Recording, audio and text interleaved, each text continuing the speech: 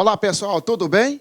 Hoje nós falaremos, nós continuamos estudando provas no processo penal e o nosso assunto de hoje, essa aula número 4, nós trataremos de dois assuntos, da confissão e do ofendido.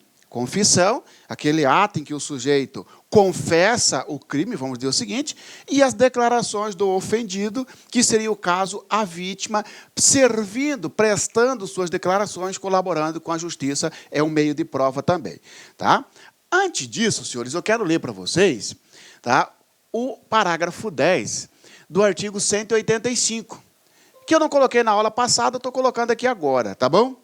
É uma alteração que teve em 2016, em que o legislador agora determinou que do interrogatório deverá constar a informação sobre a existência de filhos, respectivas idades e se possui alguma deficiência, e o nome e o contato de eventual responsável pelos cuidados dos filhos, indicado pela pessoa presa. No interrogatório, seja ele na fase da delegacia, na fase inquisitiva, lá na prisão em flagrante, ou até mesmo na fase judicial, um ou outro, deve o delegado ou o juiz perguntar para o interrogando se ele tem filhos, tá?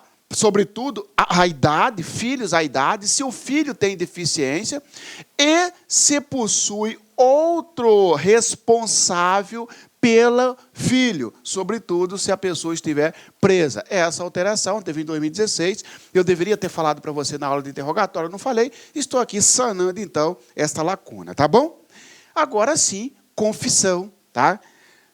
Natureza jurídica. Antes de mais nada, professor, o que é confissão? Confissão é o ato pelo qual o réu assume o delito, assume a infração penal. Ele aceita a imputação que lhe é feita. O Ministério Público denunciou o Marciano Xavier pela prática do crime descrito no artigo 155. Foi você o autor desse crime? Sim, eu estou fazendo uma confissão, tá bom?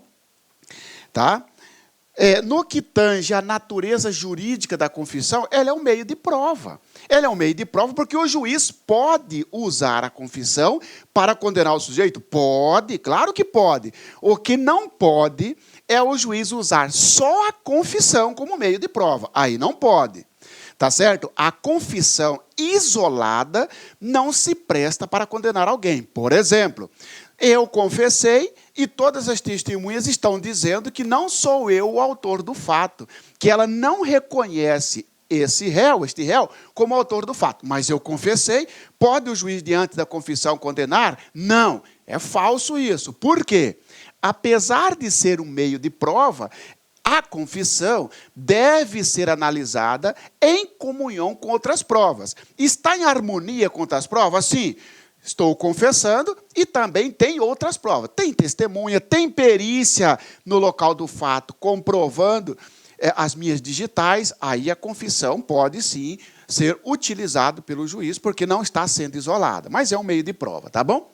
Nós temos várias espécies de confissão. Nós temos a extrajudicial ou judicial.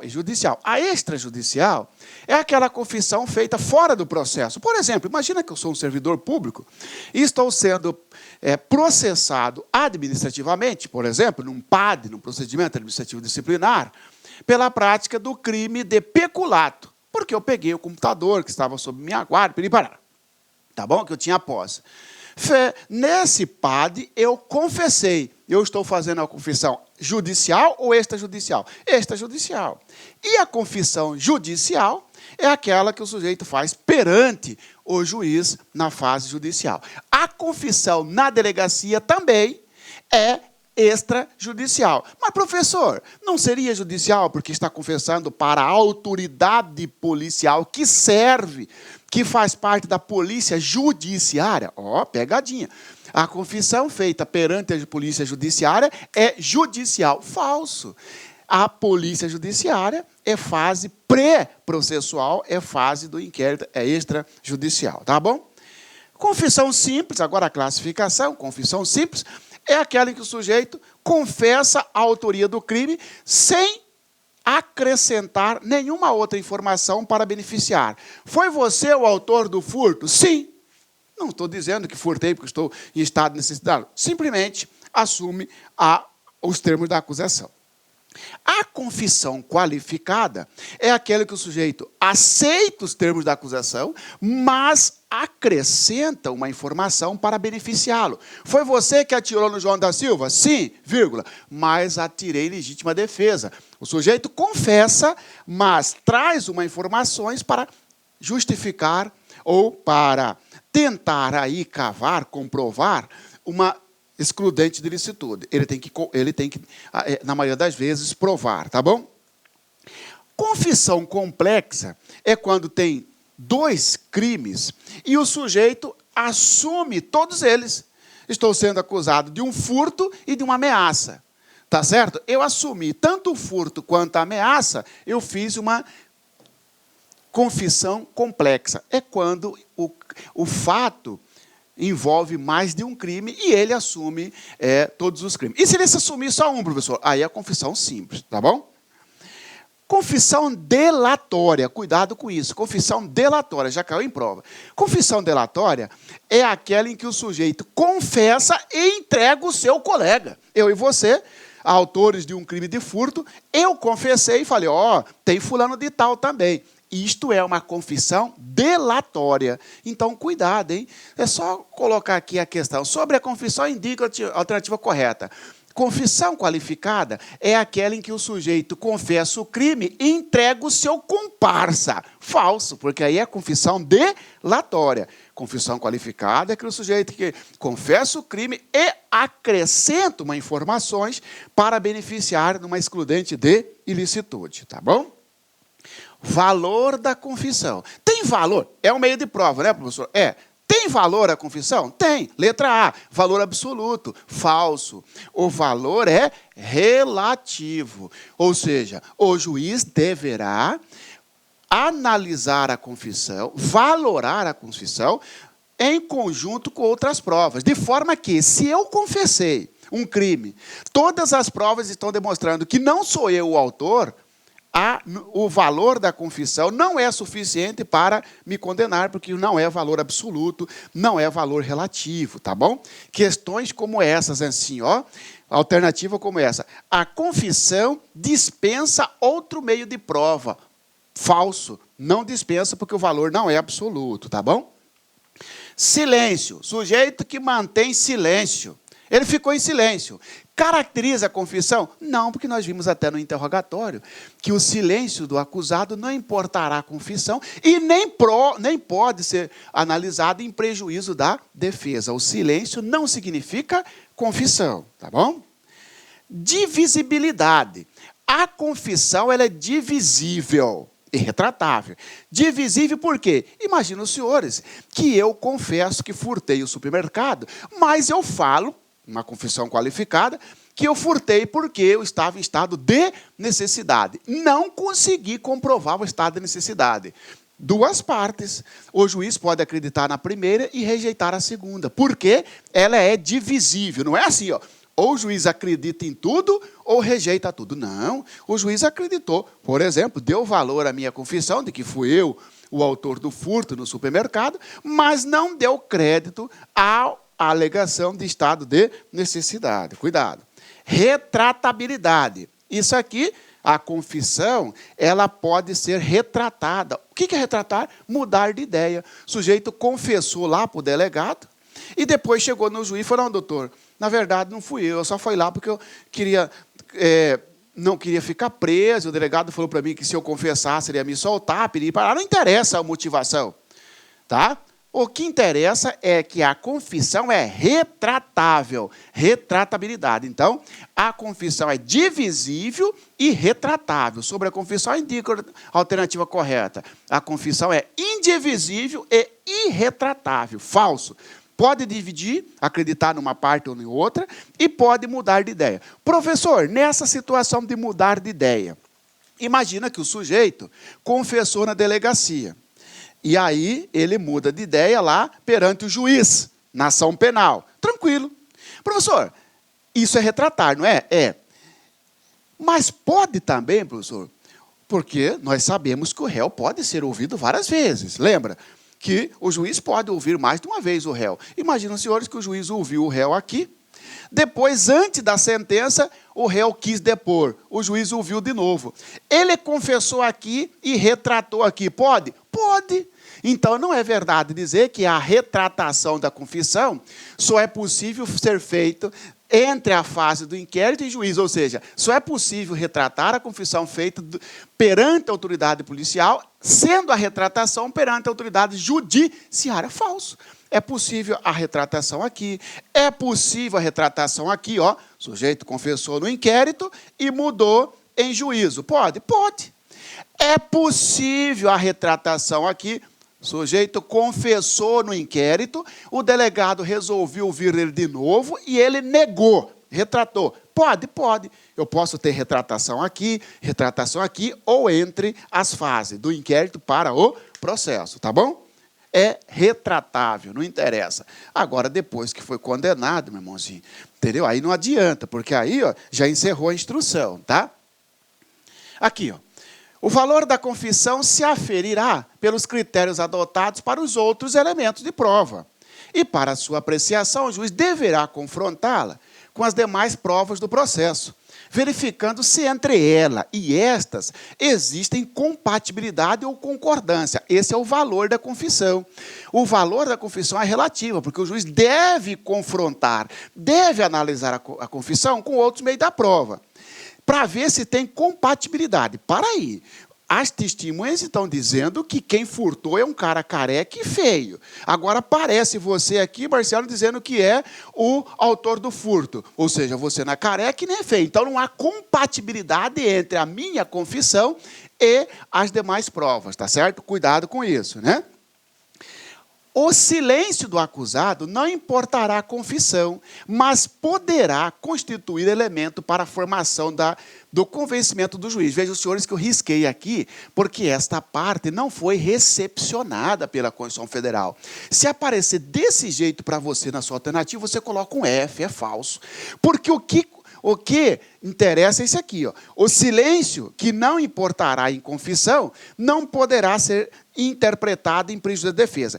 O silêncio não interpretará não enseja a confissão e nem pode, e não poderá ser interpretado em prejuízo da defesa. Este está valendo. Esse negócio de mais poderá constituir elemento para a formação e convencimento do juiz, falso, porque senão está dizendo o seguinte, aquele exemplo que eu falei para você. Duas testemunhas falam que sim, duas testemunhas falam que não. Está empate? Duas testemunhas falaram que viram o marciano furtando a vítima. Duas disseram que não foi ele. Bom, está um empate. Como eu fiquei em silêncio, pode o juiz interpretar o meu silêncio em meu desfavor, em meu prejuízo? Não. Essa parte não foi recepcionada pela Constituição Federal, tá bom? A confissão, quando feita fora do interrogatório, será tomada por termo nos autos, observado disposto no artigo 195. Se o interrogado não souber escrever, não puder ou não quiser assinar, tal fato será consignado no termo. Está dizendo o seguinte, o cara que confessou fora da delegacia, ele também vai ser perguntado lá no juiz, se ele confirma ou não a confissão. E se ele não sabe assinar, consta no termo. É isso, tá? A confissão será divisível. O que a prova vai trazer para você? Indivisível. Falso. É divisível e retratável. E irretratável. Falso. Divisível e retratável. Sem prejuízo do livre convencimento do juiz, fundado no exame das provas em conjunto. Ou seja, né? É divisível. Foi você que furtou o supermercado? Sim, mas porque eu estava em estado de necessidade. O juiz pode acreditar só numa parte. Tá? Ele divide. Acredita numa parte e rejeita o outro, aí, de acordo com as provas. Tá bom? Terminamos, então, a confissão. Agora, ofendido. Ofendido. Quem que é ofendido? Ofendido é a vítima. Vítima no processo penal. Interessante, só um breve esclarecimento, senhores. Antes, esse meio de prova era chamado assim, das declarações do ofendido. Hoje, o CPP fala do ofendido. O ofendido hoje, no Código de Processo Penal, ele é um meio de prova? É um meio de prova. Porque se eu praticar um furto contra você, um crime contra você, ninguém melhor do que você para contar as características do autor do fato. Tá certo? Então, é um meio de prova. Agora, senhores, também também é, cuidado com isso, a vítima, o ofendido, também é sujeito de direito. Se colocar na sua prova, no seu exame, que a vítima é apenas meio de prova, não sendo sujeito de direito, falso. É um sujeito de direito. O que é sujeito de direito? Aquele que a lei previu algum direito. E para a vítima, que é ofendido, a lei previu alguns direitos. Por exemplo, tem direito de sala separada, para não ficar junto com o réu lá no dia da audiência, esperando a audiência. Tem direito de tratamento multidisciplinar, psicólogo, psiquiatra, assistente social. Tá certo? Tem direito de ficar sabendo do dia da audiência, tem direito de saber se o réu saiu da prisão ou se foi preso. Então, hoje, o ofendido também é sujeito de direito. Feito esse breve, vamos lá? Não comparecimento. Senhores, nós veremos na próxima aula sobre testemunhas. Lá nas testemunhas, cuidado, pessoal, ofendido é testemunha para o CPP? Não. Testemunha é aquele que viu ou ouviu falar sobre o fato. Presenciou o fato, é testemunha. Ouviu falar do fato, é testemunha. Vítima é quem sofreu o crime. Tá certo? Para a testemunha que não comparece na audiência, a testemunha sofre as seguintes penalidades. Leva uma multa de 1 a 10 salário mínimo. Pode responder por desobediência, tá certo? Paga as despesas do oficial de justiça com a condução coercitiva e é conduzida coercitivamente. 4, nós falaremos com detalhe na próxima aula sobre testemunha. Não comparecimento da vítima, no dia da audiência, você é vítima, você recebeu uma intimação para ir no fórum, você não foi. O que eu levo, professor? Eu sou multado e eu respondo por crime de desobediência? Não. Você vai apenas sofrer uma medida chamada condução coercitiva. A viatura da polícia vai te buscar. Só. Entendeu? Cuidado. Então, questões como essa. Sobre a prova indica a alternativa correta. O não comparecimento da testemunha na audiência acarretará a aplicação de multa, crime de desobediência, crime de condução coercitiva, pagamento de despesa. Falso. Somente condução coercitiva. Tá bom? Questionamentos. A vítima, ela é questionada sobre o fato. Nós veremos um artigo sobre isso. Sobre o autor, as características, como que foi o crime, etc. Tá bom?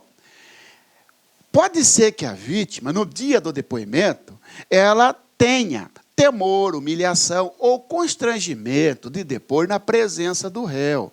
Eu pratiquei uma extorsão contra você. Entendeu? É evidente que, às vezes, determinado crime, a vítima, o ofendido, fica temerosa, fica humilhada, constrangida de depor na presença do réu. Neste caso, cuidado, ó, se a vítima se mostrar temerosa, com humilhação ou constrangimento, deverá o juiz determinar a saída do réu da sala de audiência. Falso. Deverá o juiz colher o depoimento da vítima, está lá no artigo 217 do CPP, colher o depoimento da vítima pelo sistema de videoconferência. E se não for possível fazer esse tipo de ato processual, se não for possível colher o depoimento por videoconferência, aí sim determina a saída do réu da sala de audiência, ficando na sala o seu defensor. Por exemplo, você chegou e falou para o juiz, ó, eu não quero depor na presença do Marciano. O juiz não pode falar assim, sai, Marciano. Não. O juiz pergunta para o seu assessor, pergunta ali na vara, ó, vem cá, aqui no fórum tem uma sala especial para a vítima ficar lá e nós perguntarmos para ela através do monitor? Tem sim, doutor. Então o Marciano réu vai ficar lá na sala de audiência e quem sai é a vítima, você. Agora, se não possuir essa sala, aí o réu determina a saída do... o juiz determina a saída do réu. Significa dizer que a saída do réu da sala de audiência é uma alternativa 2, é uma alternativa subsidiária. A alternativa número 1 é colher o depoimento da vítima por videoconferência, tá bom? Direitos da vítima. Comunicação sobre ingresso ou saída da prisão. Como assim? O sujeito foi preso, intime-se a vítima. Tá? Eu pratiquei um roubo contra você, saiu minha prisão, você tem o direito de receber uma intimação. Eu entrei com habeas corpus, consegui alvará, fui liberado, você tem direito de saber também da soltura, porque é sobre ingresso ou saída da prisão. Tem direito de saber da data de audiência, tem direito de saber da sentença ou do acórdão. acórdão, né? Sentença, condenou, absolveu. Sujeito recorreu, saiu uma sentença no tribunal que é chamada de acórdão. Tem direito de ser intimado. Tem direito de sala separada e atendimento multidisciplinar. Sala separada antes e durante a audiência. Como assim? Imagina os senhores que têm ali 12 réus com 50 testemunhas. Até 2008, não tinha uma previsão, né?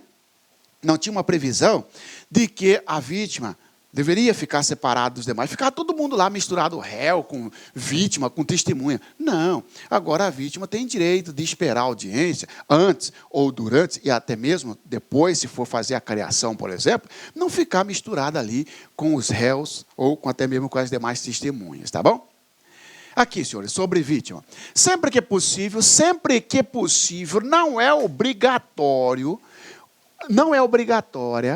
a declaração da vítima. Porque o CPP fala, sempre que possível. Claro, CPP. E se a vítima morreu? E se a vítima mudou? Vai anular o processo? Então, sempre que possível, o ofendido será qualificado e perguntado sobre as circunstâncias da infração ou questionamento. Quem seja ou presuma ser o seu autor, o criminoso, né? As provas que possa indicar, tomando-se por termo as suas declarações. Sempre que possível, será a vítima questionada sobre quem é o autor, como é que foi o crime, as circunstâncias da infração, quem que você acha que é, etc. Sempre que possível. Se intimado para esse fim, deixar de comparecer sem motivo justo, o ofendido poderá ser conduzido à presença da autoridade. Condução coercitiva. Condução coercitiva. Está aqui, ó, tá? O juiz manda buscar. O que é isso, professor? A vítima não compareceu, o juiz chama o oficial de justiça e manda lá buscar a vítima. Mas não é multado? Não é nada, porque aqui não fala. E será sancionada em multa de 1 a 10 salários. Não. Será condução coercitiva levado à força à presença da autoridade. O ofendido será comunicado dos atos processuais relativos ao ingresso e à saída do acusado da prisão, à designação de data para audiência e à sentença e respectivos acórdãos que a mantenham ou modifiquem. Vítima tem direito de ser intimada. E vou dizer mais, hein? Intimado pelo meio que ela escolher, tá? Olha aqui, ó. As comunicações ao ofendido deverão ser feitas no endereço por ele indicado, admitindo-se, por opção do juiz, falso, por opção do ofendido, o uso de meio eletrônico. Por exemplo, você vítima, você falou, eu quero ser intimado por e-mail. Entendeu? O uso do meio eletrônico. Eu quero ser intimado neste endereço. Você não quer dar seu endereço, deu seu endereço do trabalho. Eu quero ser intimado aqui. Beleza, tá? Pode. Você escolhe, a vítima escolhe o meio que ela quer ser intimada. Não é o juiz que determina, cuidado com a pegadinha. É a vítima que escolhe, tá bom? Antes do início da audiência e durante a sua realização, será reservado espaço separado para o ofendido, que eu falei para você. Antes, a vítima, que é ofendida, ficava misturado com todo mundo lá fora da sala da audiência, esperando. Já foi... Eu pratiquei uma extorsão contra você, daqui 1 ano você vai lá e ainda é obrigado a ficar esperando lá fora, junto com o réu que praticou a extorsão contra você. Agora tem direito à sala separada. Mas isso não existe na prática, professor. Mas na prova você vai dizer que tem, tá bom? Se o juiz entender necessário, poderá encaminhar o ofendido para atendimento multidisciplinar, especialmente nas áreas psicossocial, de assistência jurídica e de saúde, a expensas do ofensor ou do Estado. Senhores, multidisciplinar, várias áreas. O juiz vai perguntar se precisa de tratamento, manda fazer tratamento com psicólogo, com psiquiatra, com assistente social. E quem paga? O ofendido, tá? O ofensor, né? O criminoso, o autor do fato, ou o Estado, tá? O juiz tomará as providências necessárias à preservação da intimidade, vida privada, honra e imagem do ofendido, podendo, inclusive, determinar o segredo de justiça em relação aos dados, depoimentos e outras informações constantes dos autos a seu respeito, para evitar sua exposição aos meios de comunicação. Está dizendo que a vítima ela tem direito à preservação da intimidade. Por exemplo, senhores, a vítima acaba de dar depoimento, alguém já passa o depoimento para a imprensa. Tá certo? O juiz pode determinar que isso não seja feito. Está protegendo a intimidade, a vida privada da vítima. Tá ok? E aí o 217, né, diz assim, ó, aquela questão do temor, humilhação, constrangimento. Se o juiz verificar que a presença do réu poderá causar humilhação, temor ou sério constrangimento à testemunha ou ao ofendido, de modo que prejudique a verdade do depoimento, fará inquirição por videoconferência. E, na impossibilidade dessa forma, por isso que eu falo que é uma alternativa segunda, determinará a retirada do réu, prosseguindo na inquirição com a presença do seu defensor. Cuidado, você chegou, doutor, eu não vou depor na presença do réu Marciano. O juiz já pode, sai Marciano. Não, porque só na impossibilidade de não ser possível, você que tem que sair, vítima. Eu, réu, tenho o direito de ficar lá na sala com o juiz. Eu que pratiquei uma extorsão contra você, é o direito meu, o juiz ficar olhando na minha cara lá e olhando na cara do juiz. Você que tem que sair e vai responder as perguntas pelo monitor. Se não for possível, porque nem todos os fóruns do Brasil têm essa sala equipada, aí sim o juiz, numa última hipótese, determina a retirada do réu e do seu advogado, falso, do réu, permanecendo na sala o seu advogado, tá bom? E aí, senhores, vamos nas questões? Caiu aí, Polícia Civil 2016, Pernambuco, a respeito da confissão, assinale a opção correta. Será divisível e o juiz poderá considerar apenas certas. Será divisível e o juiz poderá considerar apenas certas partes do que foi confessado. Verdadeiro. Foi você que furtou? Sim, mas estava em estado de necessidade. O juiz acreditou na primeira parte e rejeitou a segunda. Verdadeira, letra A. Vamos à letra B? Será qualificada quando o réu admitir a prática do crime e delatar um outro com farsa. Falso, porque isso aqui é delatória e não qualificada. Qualificada é quando ele assume e alega, traz uma afirmação, uma alegação para beneficiá-lo, por exemplo, excludendo de ilicitude. Então, falso. Ele trocou o conceito aqui da delatória com a qualificada. Tem valor absoluto. Não vou nem ler o resto. E sobrepõe aos demais elementos de prova. Falso. O valor é relativo. Deve ser analisado em conjunto com outras provas e verificar se tem compatibilidade. Ficará caracterizado diante do silêncio do réu. O silêncio não importará a confissão. E nem pode ser interpretado em seu prejuízo, réu. Falso, então, a D. Será irretratável. Será retratável. Não interessa se é antes ou pós a realização pelo réu durante o interrogatório. Negativo. Será retratável e não irretratável. Ok? Também, Goiás, Polícia Civil 2016, recente, caiu a seguinte. Quanto à prova e aos seus meios de produção no processo penal, assinale a opção correta. A acariação no processo penal é admitida entre acusados e entre estes. E testemunhas, entre acusados e testemunhas, então. Sendo legalmente vedado tal procedimento entre acusado ou testemunha e a pessoa ofendida. Isso aqui é falso. A acariação, que os senhores não estudaram ainda, né? Está na aula para frente, mas coloquei aqui por causa de outras alternativas. A acariação é um meio de prova onde confronta duas ou mais pessoas para resolver um conflito de informação. Uma testemunha fala que o réu estava de camisa vermelha, outra testemunha fala que está de camisa preta. Para aí, tem uma contradição aqui. Faz o quê? A acariação. É possível a acariação, inclusive, com o ofendido? Sim. Aqui está dizendo que não é possível. Falso. O interrogatório a ser realizado em momento anterior à inquirição das testemunhas, olha só. O interrogatório só é anterior às testemunhas quando for lei de drogas. Isso aqui não está falando, porque olha só. O interrogatório a ser realizado em momento anterior à inquirição das testemunhas e da produção de outras provas constitui ato restrito à autoridade judiciária e ao acusado, não podendo o defensor do acusado intervir ou influir de qualquer modo nas perguntas e na resposta. Está errado de cima e embaixo, porque o interrogatório é no final, salvo na lei de droga. E o defensor pode interferir fazendo pergunta, só que tem que perguntar ao juiz, e o juiz perguntar ao réu, exceto no júri, que pode perguntar direto. Letra C. estão dispensados de depor na condição de testemunha o ascendente, o descendente, o afim em linha reta, o cônjuge, ainda que separado, ou divorciado, o irmão e o pai, a mãe ou o filho adotivo do acusado. Vamos colocar uma interrogação nessa, porque nós não vimos ainda, né?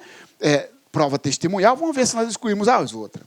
A lei não prevê qualquer medida coercitiva contra o ofendido que, intimado para depor, deixar de comparecer em juízo, com ou sem justificado motivo, porquanto sua inquirição no processo não é obrigatória. É verdade que não é obrigatório, mas a lei prevê medida coercitiva, que é a polícia buscar. Então, falsa D.